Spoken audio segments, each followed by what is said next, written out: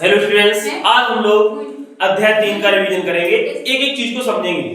तो बच्चों जो भी इस वीडियो को देख रहा है वीडियो को लाइक जरूर करें और साथ में हमारे चैनल को सब्सक्राइब कर ले और साथ में बेल आइकन का बटन भी दबा लें ताकि हर वीडियो हमारा आप तक पहुंच सके और साथ में शेयर भी करें वीडियो को। Thank you. आगे बढ़ते हैं। देखिए देखो, अगर अध्याय 3 की बेटा बात करी जाए तो आपको इसमें सबसे पहले आना चाहिए समीकरणों को हल करना। क्या करना बताओ? समीकरणों को हल करना। पहला काम अपन को यह रहना चाहिए, किसी भी समीकरण को, रैखिक समीकरण की अगर बात करी जाए तो उसको हल करने की बच्चों दो विधियां होती हैं। कितनी विधियां होती हैं? पहली विधि होती है आपकी प्रतिस्थापन विधि और दूसरी विधि आती है विलोपन विधि। दोनों विधियों को हम लोग बहुत अच्छे तरीके से समझेंगे। आइए देखिए।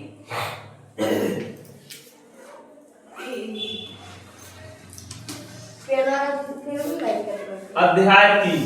ठीक, पहले बेटा अपन को विधियां लिखी जो मैंने आपको बताई। दो विधियां आपको बताई जा रही हैं, एक तो विलोपन विधि और दूसरी बताई जा रही है आपको कौन सी? प्रतिस्थापन विधि। दोनों विधियों को बहुत अच्छे तरीके से आप लोग समझेंगे। आइए देखिए, इधर पहली विधि क्या आती बताओ? प्रतिस्थापन विधि।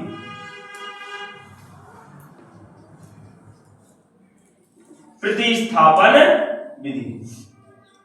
ठीक, देखो जरा प्रतिस्थापन विधि में क्या करना होता है। आपको क्वेश्चन दे दिया गया है 3x - y बराबर 4। ये समीकरण नंबर बच्चों 1 है। और दूसरा समीकरण दिया गया आपको x - y बराबर 10 दिया गया है। ये समीकरण नंबर आपका 2 है।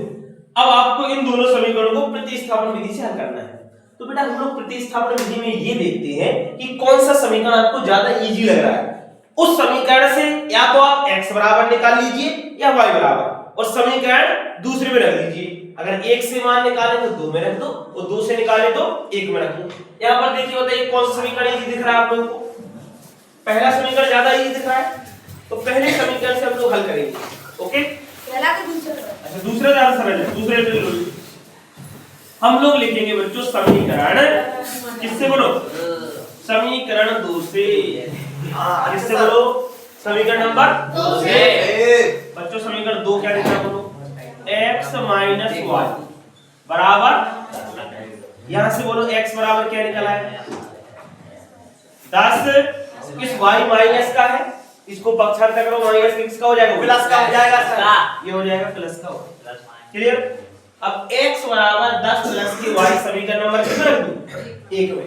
अगर 2 से मान निकाला तो 1 में रख देंगे, 1 से निकालो तो 2 में रख देंगे। तो समीकरण किसमें रखने पर बोलो? समीकरण 1 में रखने पर x का मान जो है अपन ने किसमें रखा बोलो? समीकरण 1 में। बताइए समीकरण 1 क्या है? बताइए बेटा। 3x - y बराबर 4। क्लियर?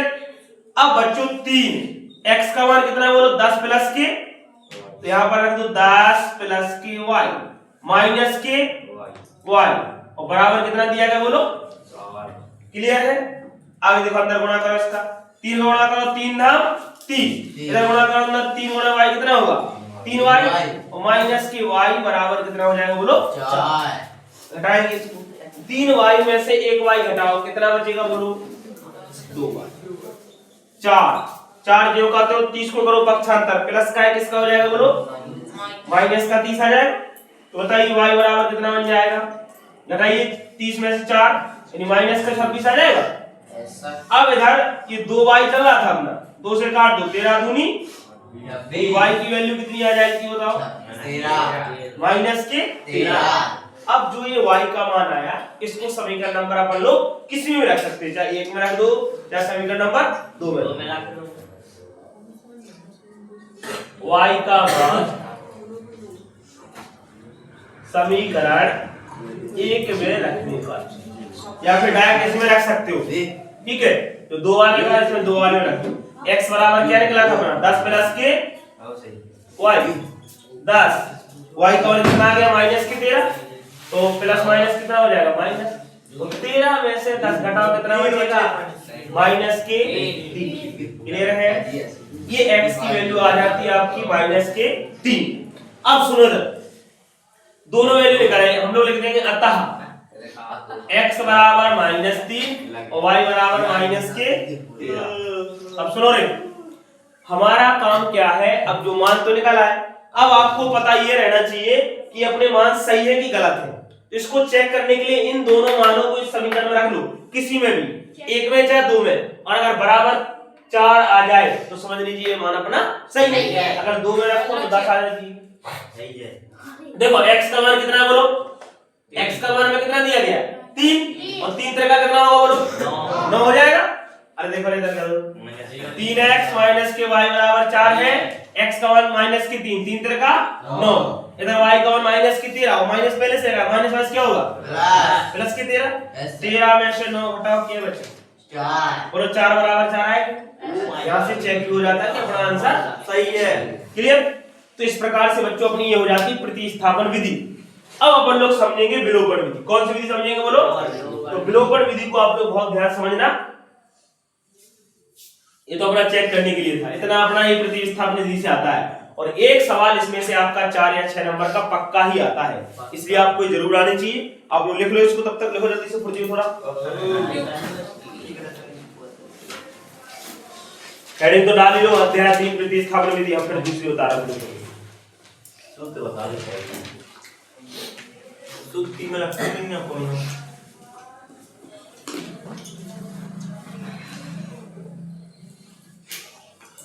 चलो कम करो, विलोपन और समझ लो है, और मतलब वीडियो वाले का बताइए। तो दूसरी विधि हमारी क्या आती है बच्चों? विलोपन विधि। क्या आती है? विलोपन विधि। अब दूसरी विधि बहुत मोस्ट इंपोर्टेंट है, ज्यादातर सवाल दूसरी विधि से अपन को लगाने हैं, विलोपन विधि से इसकी। तो देखिए दूसरी विधि क्या है, इसको अपन लोग बोलते हैं बच्चों विलोपन विधि। कौन सी विधि बोलो? विलोपन।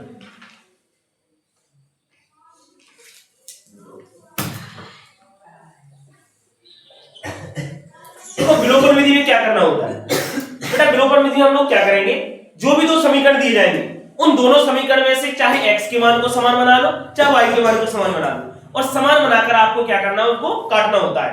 तो जिससे एक मान निकल आता है। जैसे मान लीजिए आपको मैंने दे दिया 4x माइनस के 3y बराबर 10, और इधर दे दिया आपको 2x और माइनस या प्लस कर दे दिया 8y और बराबर दे दिया मैंने आपको 15।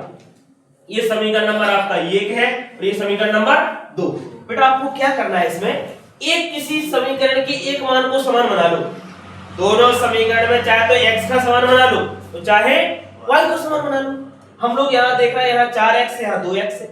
बताइए इसको समान बनाने के लिए x को समीकरण नंबर 2 में किसका गुणा करना पड़ेगा? समीकरण 2 में 2 का गुणा करना पड़ेगा।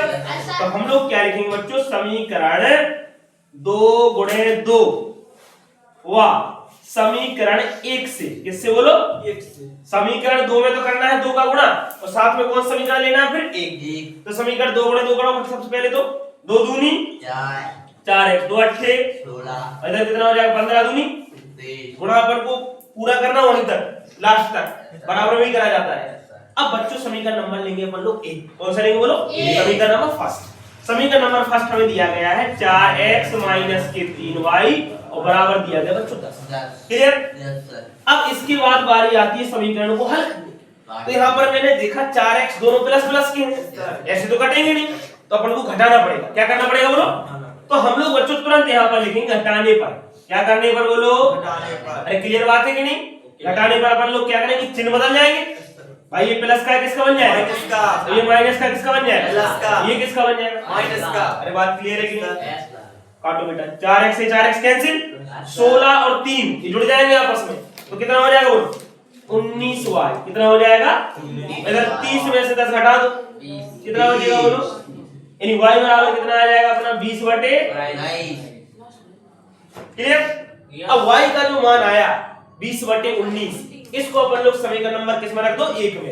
तो चाहे 2 में रख दो, चाहे 1 में, कोई दिक्कत नहीं। 1 में आपको ना, चलो देखो हम लोग लिखेंगे बच्चों y का मान समीकरण 1 में रखने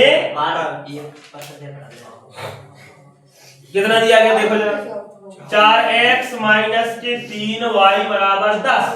क्लियर बात?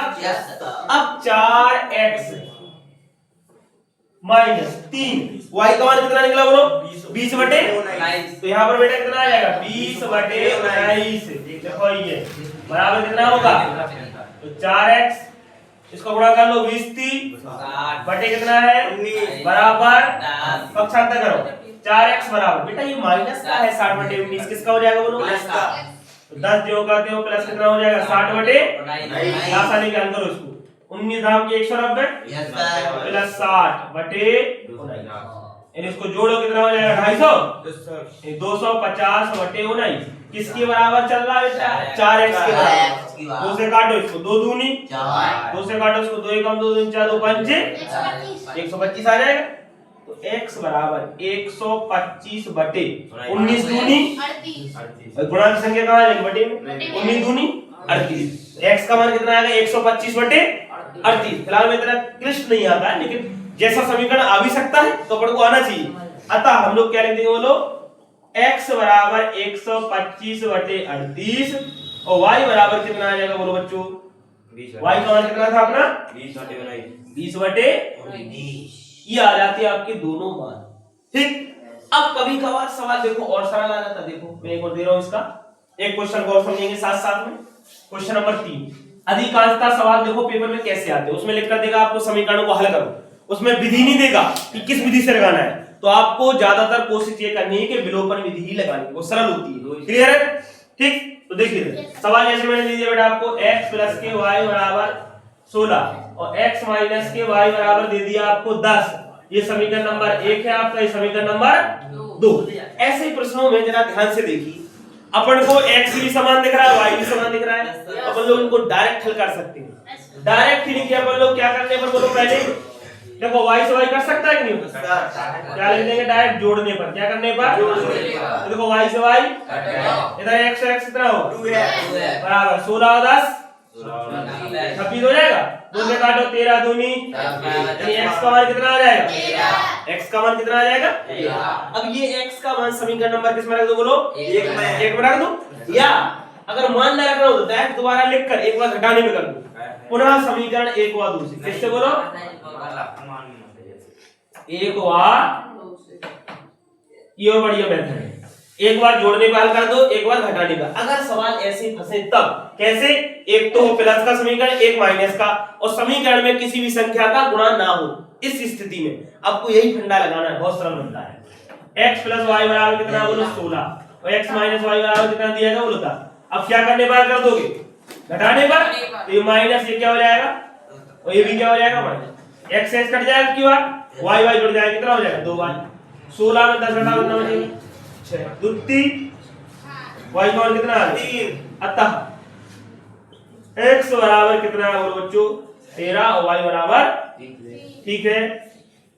इधर अपन लोग चेक भी कर सकते हैं, देखो x को मान रखोगे देख 3 वो 13 y का 3 13 और 3 16 आ गया। ठीक, तो इस प्रकार से बच्चों अपन लोग समीकरणों को हल करना पूरी विधियों का आसानी से अध्ययन कर सकते हैं। अगर आपको वीडियो अच्छा लगे तो वीडियो को लाइक करें, अगर हमारे चैनल पर नए हैं चैनल को सब्सक्राइब करें, साथ में बेल आइकन का बटन भी दबा लें ताकि हमारा हर वीडियो आप तक पहुंच सके। Thank you for watching.